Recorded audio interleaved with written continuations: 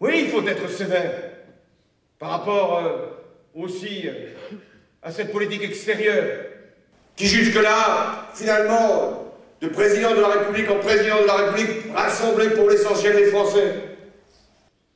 Et ce fut un moment douloureux pour nous tous de constater que la diplomatie française, l'image de la France se trouvait altérée par des déclarations ministérielles, par des silences présidentiels, par des accommodements, par des légèretés.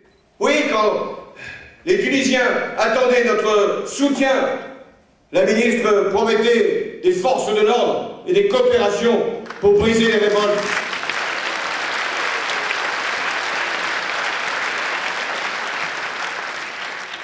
Et en Égypte, quand le dictateur Moubarak est parti, le seul chef de gouvernement qui l'a félicité, en parlant de décisions courageuses, c'est François Fillon.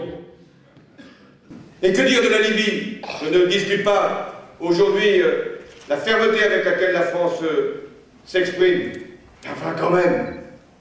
Souvenez-vous de l'accueil qui avait été réservé à Kadhafi en décembre 2007, où le tapis rouge avait été déroulé, où il avait même été autorisé à mettre sa tente dans l'hôtel Marigny en face de l'Élysée, et où il y avait eu comme une honte qui avait frappé l'ensemble du pays. Parce que nous ne sommes pas n'importe quel pays.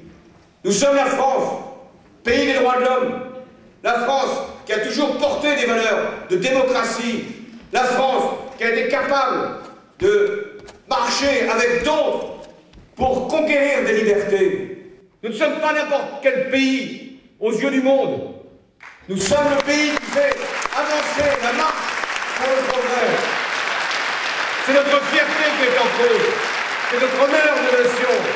C'est notre marche vers une démocratie mondiale que nous avons là pour un temps arrêté et qui heureusement a été accélérée par les peuples eux-mêmes.